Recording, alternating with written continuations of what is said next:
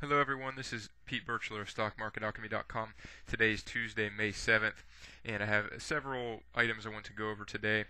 I'll do a brief update on the commitment of traders data and some interpretation of that, and we'll look at some sentiment and price charts as well. The first chart that we're looking at here is the chart I've shown frequently over the last several months, the combined commercial net position in S&P, Dow, and NASDAQ futures. So this is showing what the smart money is doing in terms of their long and short exposure.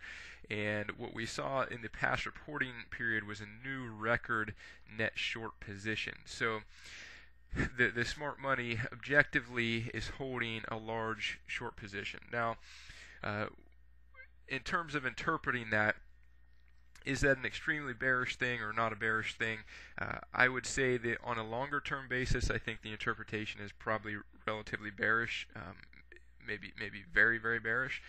However, over the short term, since these are hedgers in the market and they're using these short futures contracts to basically hedge their long equity exposure, the increase in short futures contracts could mean that they're increasingly bullish on stocks. So they're taking more of a long exposure to stocks, which to some extent is bullish for the market.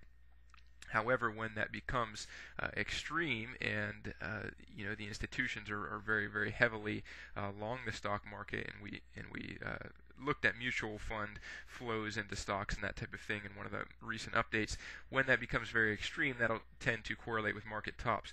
We're certainly on a longer term basis closer to that point than we are to any type of a bottoming point. However, the technical situation is such that the uptrend is obviously still in force, and this record net short position, while over the last couple years, when we've seen major troughs or heavy accumulations of short positions, that has tended to occur at the tops of legs up in the market, we still need to have some type of objective technical trigger in order to understand when the selling is actually tipping in favor, so that we would expect further downside in stocks. And we've had one possible such signal that proved to be a false signal here in April. So at this point, the uptrend is still in force, and I'm going to talk about where I think the significant level is as far as support on the charts.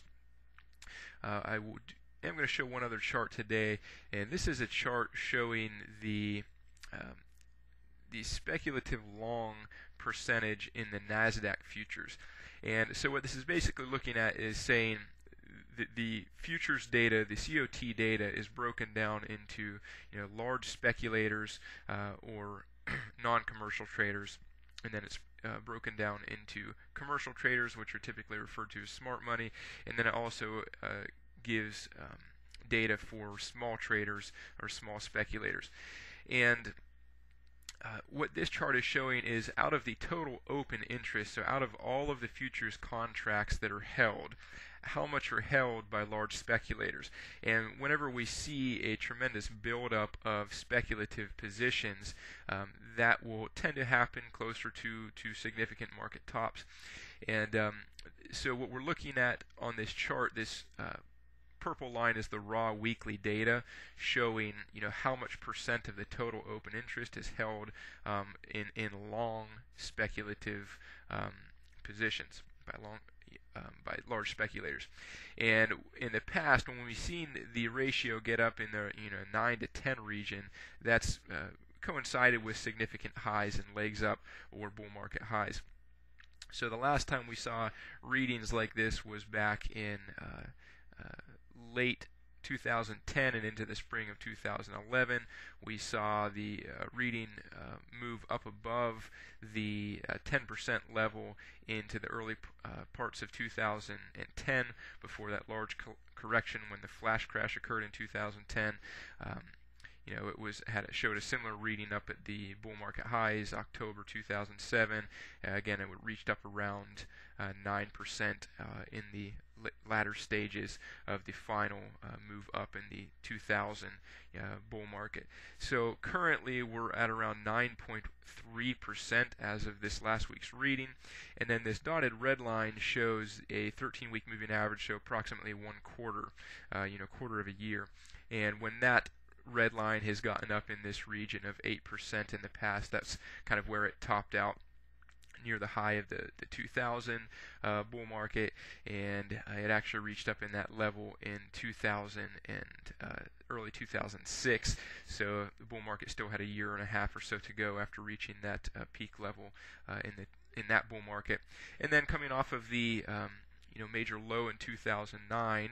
In 2010, we saw it reach that level, and now it's getting back up into the, close to that 8% region. So as the next several weeks unfold, I think we need to watch this data and just understand that on a longer-term basis, we are seeing a significant accumulation of speculative positions, and whenever there's an excessive amount of those speculative positions, the only way for that to really be balanced is to see corrections in the market and see those speculative long positions liquidated, which will typically occur with price declines in stocks. So again, this is a little bit longer term data here. This is more for an investment time frame data, just keeping tabs on things as they unfold. Short-term data, we strictly just need to rely on objective technical indicators to guide us as far as when this leg up may be ending and turning down. So let's look at a couple of those items right now. The first thing I'll show here, this is a chart of SPY, the S&P 500 ETF, and this is going to be very brief, but one of the simplistic ways that I use to monitor significant points in the market and to use trailing stops in a market is when we have a momentum indicator down here, and when a leg up is in force and we see the momentum above, in this case 100, that indicates that the strength is to the upside. Price has been rising, and when we see the momentum come back below 100 and then we see prices break to new highs, that's a significant level. So I would say that for a support or resistance level, or for a kind of stop movement or trailing stop methodology, a stop below this April 18th low would be the appropriate place to allow the market to continue an uptrend. But if the market does come down and break that low, then we would be probably have seen the end of this leg up, and we may be then due for possibly an initial rebound, but probably a larger correction over the course of weeks to months as well. So that is the support level based off of that momentum indicator, and then a confirming indicator to that I'll show here. This is the total put call ratio, and there's a moving average and some Bollinger Bands here, and these green circles highlight times where the put call ratio spiked, so there was an increase in fear in the market.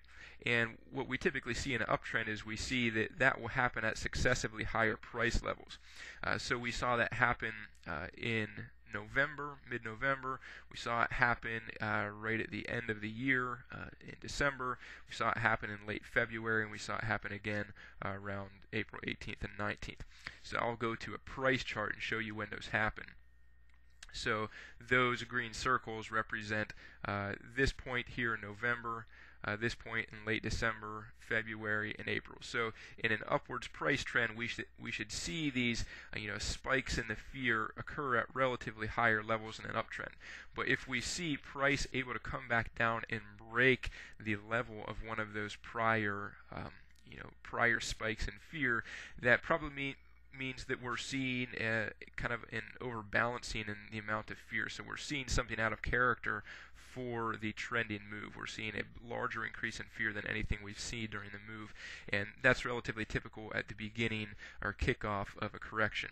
So that's something we'll want to be alert for. So I think that based off of all of that, it's a good idea to have stops at these levels on general index positions, or if we see that level broken in your long stocks in general, that you at least be aware of that level. I think I also talked about in the in a recent update that we have three solid tests of this level in this area. So if the market does come down and break through that level, that would be a significant chart breach of support. So that is what I wanted to cover as far as the sentiment data and the indication of where support and resistance is in the market. Now, one thing I'll show here is also just to get an understanding of how significant this recent couple weeks up in the market has been. If we zoom in here and we draw a line from that April 18th low to the highs today as currently, we have a very large move up in a short period of time. So that's the largest move we've seen in this whole entire move up since November. It's even larger than this initial thrust off of the low, and oftentimes these initial thrusts after you're in a high volatility environment, when the market corrects, because the market volatility is higher, you'll see larger price moves. But what we're seeing is, on a percentage basis, this move up the last few weeks has been larger than even that kickoff after the last correction. So this has been a pretty dramatic move. This light blue line up here is a 2.5 standard deviation Bollinger Bands of the half-year average, and we're seeing prices outside that Bollinger Band now, and obviously we're seeing this massive spread in the standard 20-period Bollinger Band, which is this dark blue line here. So this is relatively stretched on a short-term basis to the upside. We have this gap up here from last week. So I don't know how far the market will go here, but certainly some indications on a short-term basis this move is somewhat overdone, and we may expect some pullback as well. And I just want to go back here and show this move in comparison to some of the moves we've seen over the last year or two. So that move is also larger than the move up off of the June 2012 low. It's larger than this move up, this kind of final move into the highs before this correction here from March into the April highs, and it's even on par with some of the the size of the moves that occurred initially after the kind of mini crash low in 2011, August 2011. So this has been a pretty dramatic market move, especially in terms of the recent volatility of the market. And I think that we just need to be aware that that is the case.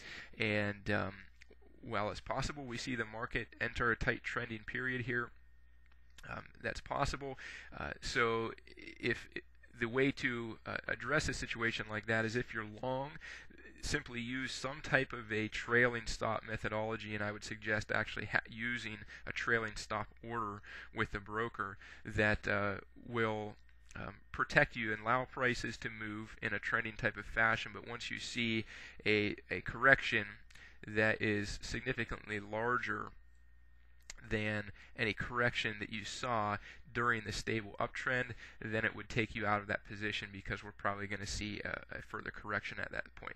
So in this case here, if we're going to use a trailing stop methodology like that, either on an index position or on an individual stock, we can look at all these minor corrections that have occurred on the way up, and the largest of those were pretty much equal between the one that occurred in December and then the one that occurred here in April. They're almost identical.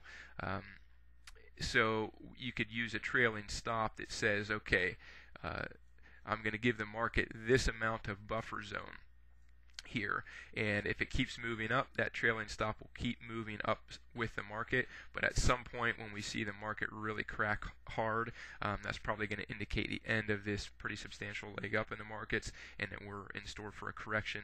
So that's just a way to have a logically based trailing stop in there that's based off of the actual market action and is specific to the context of the current leg up in the market, as opposed to just being somewhat subjective in the size of the trailing stop and that type of thing. So those are just some ideas as far as trading here, as far as where to place stops, where key support and resistance levels are, and also some information on the longer term context of the speculative nature of this move in stocks. So hopefully this information was helpful to you. If there are any specific further questions on any of this, please just leave me a comment either on the blog or on YouTube here, and I will try and get back to you. So that's all for today. All the best to your trading.